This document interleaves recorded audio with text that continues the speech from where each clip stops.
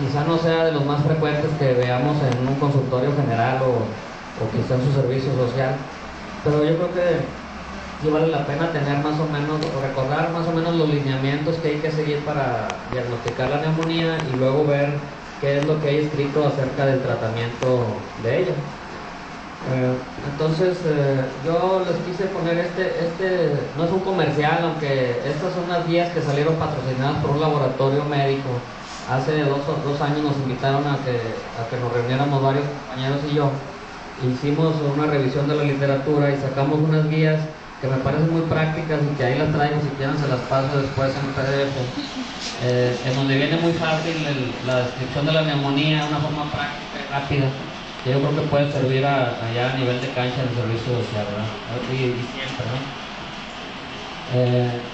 Se hizo un consenso en el 2007 para hacer unas guías así rápidas de manejo de los pacientes ambulatorios con neumonía comunitaria cuando llegan a la consulta con nosotros. Esas son las referencias que se tomaron en cuenta, que básicamente pues, son autores muy conocidos, Antonissen, Bartlett, el texto de infectología de Mandel y algunas otras referencias que están ahí anotadas que también se las puedo pasar después.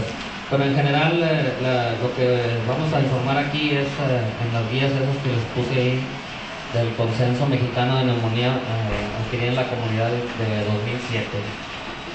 Bueno, como una forma de definición o concepto acerca de la enfermedad, una neumonía adquirida en la comunidad es aquella infección pulmonar parenquimatosa que se adquiere en una persona que no ha estado hospitalizada recientemente, o bien que si está hospitalizada no tiene más de 48 horas de estar internada, porque si tuviera más de 48 horas de hospitalizada, entonces ya pasaríamos al capítulo de neumonía intrahospitalaria o nosocomial. Entonces lo importante para fines luego de preguntas en los exámenes es eso. Antes de 48 horas de hospitalización, si se le detecta una infección pulmonar al paciente, todavía se puede hablar de neumonía adquirida en la comunidad. Como un dato estadístico así general, ponemos ahí que se diagnostican alrededor de un poquito más de 4 millones de neumonías en el mundo, con más o menos un 20 a 25% de hospitalizaciones en forma general, porque evidentemente que es diferente un paciente joven a un adulto mayor, pero en general la estadística menciona que del total de pacientes que se diagnostican con neumonía adultos, más o menos un 25% de ellos son los que terminan hospitalizados, y la mortalidad depende del área del hospital donde el paciente tenga que estar internado. Un paciente de terapia intensiva puede tener más de 30% de mortalidad, independientemente de cuál sea el germen causal, a diferencia de los pacientes que se internan a piso o área general, o bien que no se tienen que hospitalizar, cuya mortalidad es muy baja, ¿no? O debe ser muy baja si se maneja adecuadamente. En México, como siempre lo decimos, no hay una estadística muy clara ni muy reciente, pero en la Secretaría de Salud, en el Sistema Nacional de Vigilancia Epidemiológica, en 2006, para tener como un ejemplo, se reportan alrededor un poco menos de 100,000 casos de neumonía en el país, y como ustedes ya lo saben, lo suponen, en la mayoría de los casos se presentan en la época invernal. Por alguna razón no se conoce, pero probablemente sea el tabaquismo, es más frecuente en el género masculino, y la población de bajo recurso económico es la que resulta más afectada en términos generales. Siempre que tenemos un paciente con una infección pulmonar, como también lo puede suceder para otras infecciones, se tienen que tener dos factores principales. Los mecanismos de defensa del huésped tienen que estar alterados para que realmente el paciente pueda desarrollar una infección pulmonar parenquimatosa, y se tiene que dar también el dato de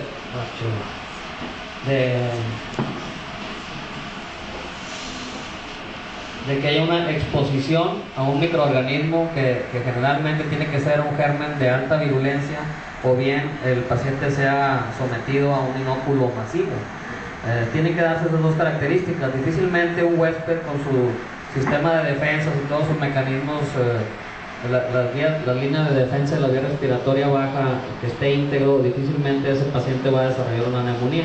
Entonces generalmente se tienen que combinar los factores del huésped, como son el mecanismo de defensa, y los factores del microorganismo propiamente, que aquí hablamos de cualquier tipo de microorganismos que ahorita más adelante los vamos a revisar.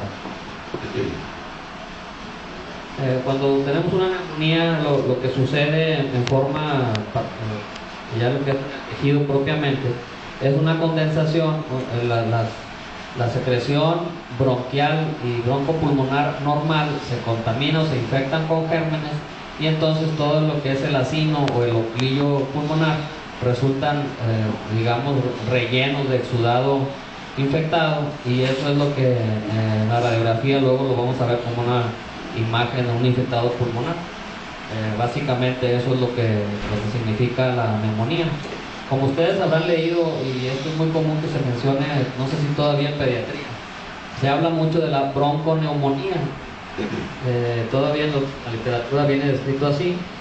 Bronconeumonía en realidad es un término descriptivo que casi todos los pacientes que tienen neumonía, pues primero tuvieron que tener una inflamación del bronquio que lleva hacia esa zona infectada, y de los bronquiolos respiratorios y bronquiolos terminales. Entonces, en realidad, todas las neumonías vienen siendo estrictamente una bronconeumonía. Por eso sale sobrando utilizar el término de bronconeumonía, pero en realidad, patológicamente, pues tiene que haber una inflamación bronquial y pulmonar para el desarrollo de una neumonía.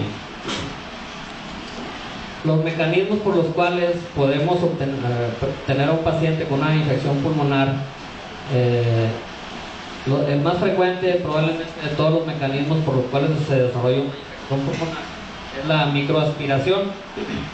La microaspiración de contenido ya sea faríngeo o orofaríngeo o inclusive de contenido digestivo, dependiendo de cuál haya sido el sitio de donde se aspiró la secreción, es el tipo de bacterias que vamos a tener, pero probablemente la microaspiración y la inhalación de partículas infecciosas sean los dos mecanismos más frecuentes por los cuales se produce una neumonía.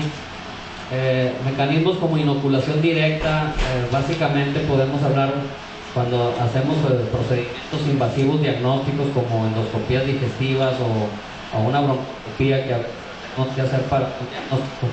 Entonces es cuando podemos hablar de inoculación directa. El broncoscopio contaminado, en forma inadvertida, podemos introducir los gérmenes directamente al parénquima pulmonar y producir una neumonía por inoculación directa.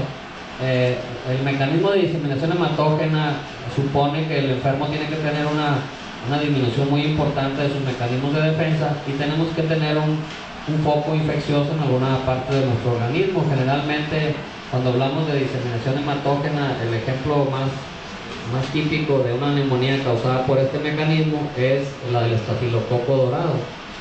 Aquel paciente que tiene una herida periférica en alguna parte de su cuerpo, que además es diabético, que está inmunocomprometido por otra razón, y que a partir de una herida cutánea puede desarrollar una neumonía por estafilococo, que es el ejemplo clásico de la diseminación hematógena. En la infección por contigüidad no es de los más frecuentes mecanismos, pero aquellos pacientes que igual están inmunosuprimidos, que tienen un absceso hepático, que tienen una mediastinitis o que tienen algún problema infeccioso abdominal subdiafragmático, por contigüidad pudiera desarrollarse una infección pulmonar también. Generalmente la infección primero es pleural, pero bueno, la posibilidad existe también. Y hablando de reactivación de una infección latente, microorganismos del tipo bacteriano rara vez pueden producir este tipo de neumonía por este mecanismo. Básicamente hablamos aquí de gérmenes que en nuestro medio están en aumento, como son las micobacterias tuberculosas. Muchos pensamos que la tuberculosis es una infección que va en descenso o que ya no existe, pero en realidad estamos teniendo un repunte de casos de tuberculosis diagnosticados recientemente, y el mecanismo de reactivación de una infección latente es el que puede explicar a veces la presencia de una neumonía por micobacteria tuberculosis. Lo mismo aplica también para la neumonía causada por hongos, que no es lo más frecuente, pero que en nuestro medio, como ustedes saben, toda la franja norte del país, toda la zona fronteriza con los Estados Unidos, somos zona endémica para coccidioides y mitis.